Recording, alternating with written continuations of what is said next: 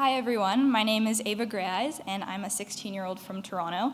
I'm an actor, dancer, grade 11 student, and Shad Fellow. I'm also Nêhiyaw from Muskeg Lake Cree Nation, and it is something that I'm very proud of. And saying that now means a lot because for the longest time I didn't feel that way. To be honest, I grew up feeling very detached from my culture. I wasn't really sure of who I was because I didn't feel like I was part of my community. You see, the only Indigenous people I knew growing up were my close family members on my dad's side and some of his colleagues.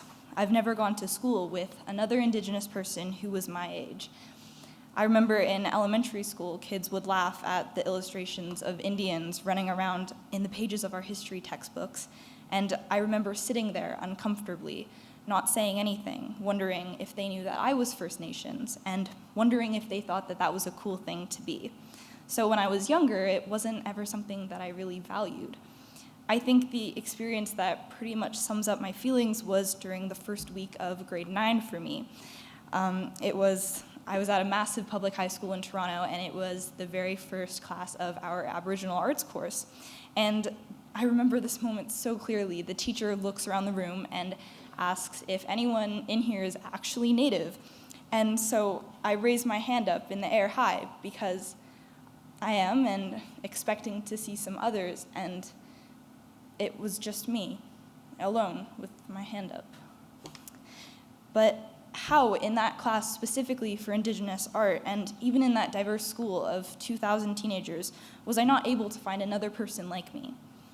But soon, thankfully, all those feelings were completely washed away, and in the past 3 years of my life, there have been a couple of crucial moments that have changed who I am and who I want to become. Several people in here might know me from my supporting role in the 2017 feature film Indian Horse. I was cast in Indian Horse in the same month that I started high school. When I say this film changed my life, it is in no way an exaggeration, because it was so much more than just being in a movie. I was excited to be in a film that was important representation of Indigenous history and excited to become an actor, which is my dream career. The experience of being on set, though, during the filming was the best possible thing that could have happened to me. I met so many other Indigenous youth and became good friends with my fellow cast members. I was finally hanging around with other Indigenous kids my age, and in a way, it felt like I had been reconnected, not like I was on the outside looking in. After Indian Horse, so many opportunities opened up to me. I began to speak on panels about the film. I was more interested and invested in my community, and it started to just become a part of me, something that I cared deeply about. Indian Horse started for me back in grade 9, but I still go to screenings and talk about my work now in the film over 2 years later. Now, I wanted to base this talk about my experience with the arts. My belief is that art is important in shaping the future and spreading change by inspiring people. I love all types of art, and I'm so grateful to have spent my life surrounded by it due to my family's careers. There are so many voices that can be amplified by art, and a key example of this is storytelling through film. Representation in Hollywood is so important, and most people don't realize that. In Hollywood, Indigenous people are like an invisible race. There's been huge improvements in diversity, but sometimes it still feels like that diversity does not extend to us fully. Most of the times, representation comes down to stereotypes of the past, and the three-dimensional characters of the future are ignored. And a lot of the times, it feels like we're struggling just to be seen as people of the present, not as a group that was wiped out by the past. We are still here. Today, there aren't enough Indigenous perspectives and stories being told, and there aren't enough Indigenous actors and directors and screenwriters to tell them. There are so many amazing Indigenous stories, but in the grand scheme of the business, they are sadly overlooked. People don't care enough about them, and that's what makes us invisible.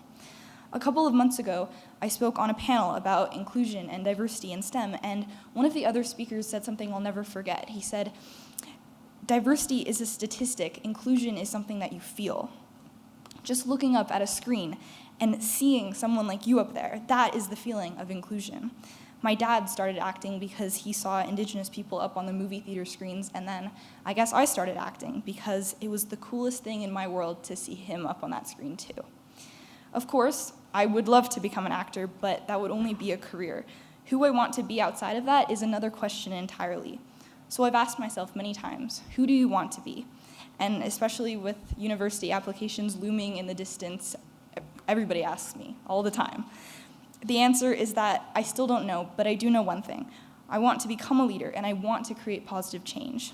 It's something that I was made sure of when I went to SHAD, which was a summer program for teens.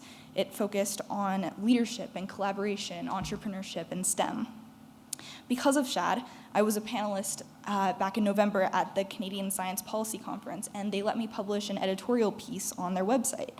There, I was able to express my thoughts on education for Indigenous people in Canada.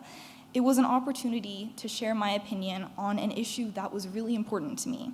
So regardless of what I do in the future, I want to be able to have an impact and for people to hear my voice. Ultimately, I feel like Canada is looking for an answer, and I don't believe we're going to find it solely through reconciliation.